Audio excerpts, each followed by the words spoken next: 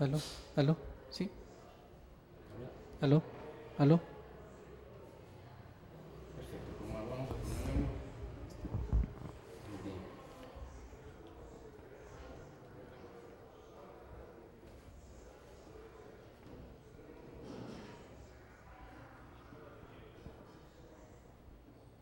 Entonces, Patricio, todo lo que sucedió, por favor, nos relatas todo lo que sucedió desde la salida de Guayaquil. ¿Podemos hacer esto en 15 minutos? Sí, Perfecto. todo depende de ti.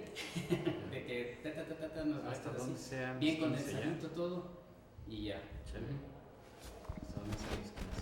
Y para que no se equivoque, porque viste que del Amazonas nos pasó que se iban a marchar. Ya. Entonces, para que no se equivoque, das la próxima Listo. parada. Ok, grabando 5, no está muy alto el micrófono, baja un poquito más, ¿cómo está muy bajo? Sí. 3, 2, ¿Sostengo? ya tiene tiempo. O sostiene No. así. Espérate, así. Y ahí. Ya listo. Está bien, Arturo. Eso, perfecto. Un poquito más, baja un poquito más. Muy bien. Ok, 5, 4, 3, 2. Con Patricio de Asumidos. Patricio, ¿qué sucedió después de que ustedes salieron de Guayaquil? Bueno, al salir de Guayaquil estábamos dirigiéndonos para Cuenca para recoger a nuestros compañeros de Yas Unidos Cuenca y posteriormente dirigirnos a Loja.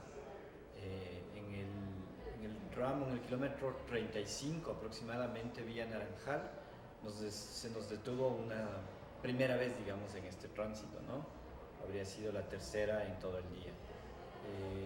Con el mismo objetivo, pedirnos los documentos, tanto personales como los documentos del vehículo. Nosotros accedimos, en todos los casos accedimos, sin dejar de protestar, de quejarnos de que esto ya se había hecho previamente a las 2 de la mañana en Balsar, y que mínimamente uno esperaría que las instituciones de seguridad en este país estuvieran coordinadas y que si es que ya se hace un análisis, una investigación o un procedimiento de rutina, como nos llamaron siempre, tuvieran ya nuestros documentos y supieran que teníamos todo en orden.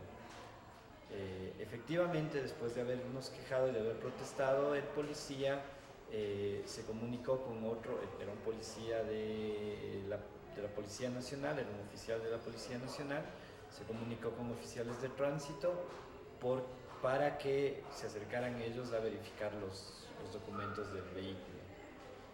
Llegó un vehículo de la Policía de Tránsito, verificaron los documentos y nos volvieron a dejar pasar.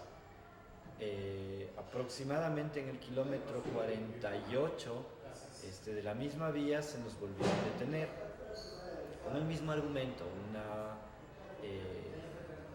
una detención de rutina, ¿no? Un trámite de rutina. Argumentamos lo mismo, preguntamos que si estábamos detenidos, entonces que se nos presentaran los cargos y que nos íbamos detenidos. El oficial que nos detuvo nos dijo que era un procedimiento de rutina y que no había ningún problema, que podíamos avanzar. Alrededor de 10 minutos después pudimos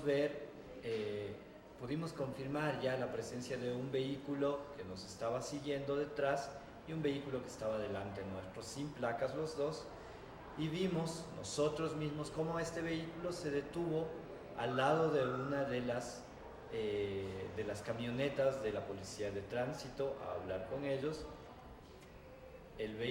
Nuestro vehículo rebasó a este vehículo y cuando nosotros nos bajamos a tratar de fotografiar, de documentar este vehículo que estaba sin placas, el vehículo arrancó en reversa en una carretera interprovincial, arrancó en reversa por yo creo que alrededor de unos 300 o 400 metros. No tenía opción para ir hacia adelante porque habría corrido el riesgo de que lo fotografiemos. Esto lo vio el oficial, nosotros nos quejamos de por qué no se detenía, por qué ni siquiera llamaba por radio a decir que había pasado esto. Después de esto hubo una siguiente detención Ya en este momento llegaron alrededor de unos 5 o 6 vehículos de la Policía Nacional, de la Comisión de Tránsito de Naranjal y del Ministerio del Interior. Varios de estos vehículos no tenían placas. En las redes sociales hemos circulado las fotografías con los números de patrulla y sin placas, y además alrededor de unas 5 o 6 motocicletas. Ya fue en este momento donde nos dijeron que nos iban a detener, que necesitaban el permiso de conducir de nuestro compañero que venía conduciendo el vehículo, y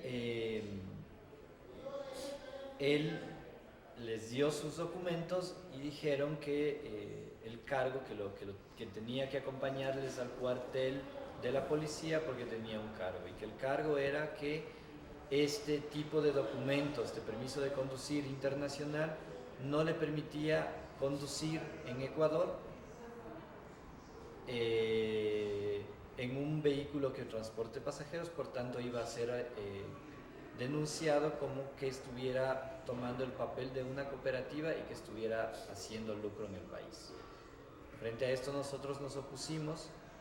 Finalmente, entre todos estos vehículos nos pidieron que acompañáramos al convoy de vehículos de la policía hacia el cuartel de la población de San Carlos, población que queda a unos 20 minutos de Naranjal.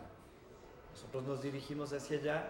Esto fue alrededor de las 6 de la tarde. Conducimos aproximadamente, yo imagino que 1 hora y media.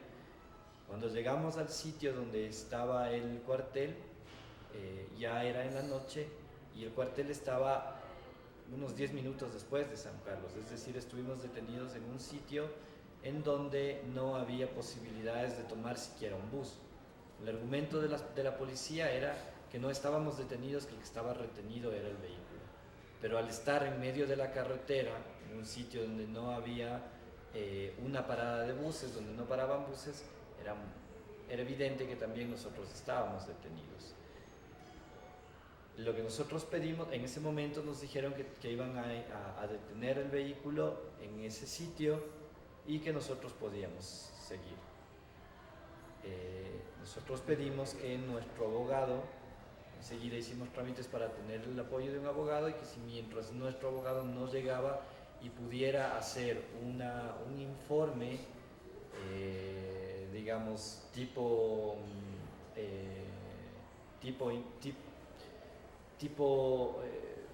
lista de lo que se tenía dentro del bus, no podíamos abandonar nuestro bus.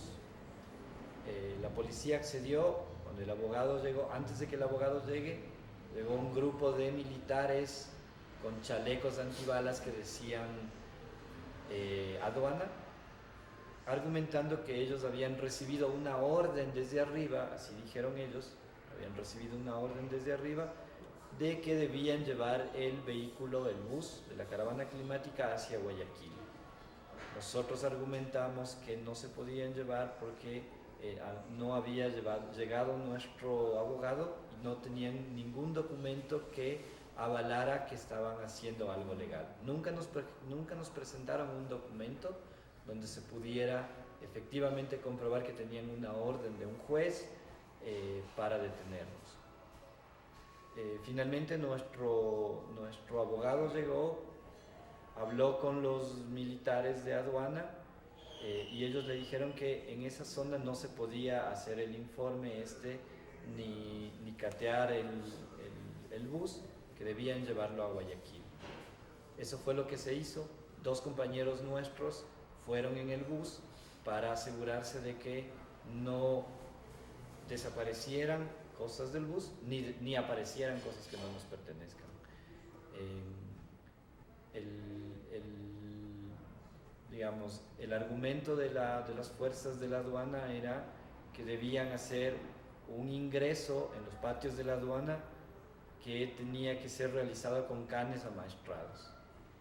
Eso nos llama mucho la atención porque quiere decir que se nos está tratando como que se nos está criminalizando, que se nos está tratando posiblemente como portadores o como expendedores de sustancias no permitidas.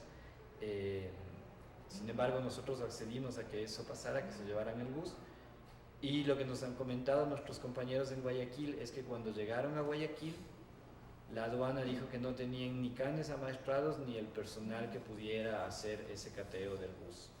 Por tanto, el vehículo ahora permanece en los patios de la aduana. No hay un documento que informe que ese vehículo fue ingresado, no hay un documento, no hay una orden judicial con la que se pudo haber detenido formalmente a este bus basado en la ley. No, esto demuestra que se han violado todos nuestros derechos, que se han violado nuestros derechos de tránsito, que se ha hecho una detención ilegal. Creemos que lo que quieren es detenernos y ahora con más fuerza estamos dispuestos y decididos a llegar hacia la cumbre, hacia la conferencia en Lima. Eso, básicamente. Patricio, ¿hay detenidos tal vez? El bus. Exigimos Solo la libertad de nuestro bus. Perfecto. Personas detenidas no. No, no hay personas detenidas. ¿Se portaron tal vez en algún momento agresivos los militares o los policías? Bueno, nunca nos agredieron físicamente, sin embargo, muchas de nuestras compañeras, ahí en la caravana, entre los 17 personas que viajamos, hay una predominancia de mujeres. Varias de nuestras compañeras se sienten agredidas, se sienten tensionadas por, evidentemente, el trato que se nos ha dado, una escolta, digamos, de alrededor de 6 o 7 vehículos de la policía, de motocicletas, la permanente solicitud de los documentos. En algunos casos, uno de los policías llegó a levantarle la voz a 2 de nuestras compañeras. Si bien no ha habido abuso físico, podemos asegurar que ha habido abuso psicológico. De aquí, la próxima parada, ¿dónde se dirigen? ¿Cuál es? Vamos a Lima. ¿A Y Lima vamos a directo? llegar a Lima, así es. ¿No tienen algún otro en Loja, Machala, como tenían comunicado? Suponemos que pasaremos por Loja hasta llegar a Lima.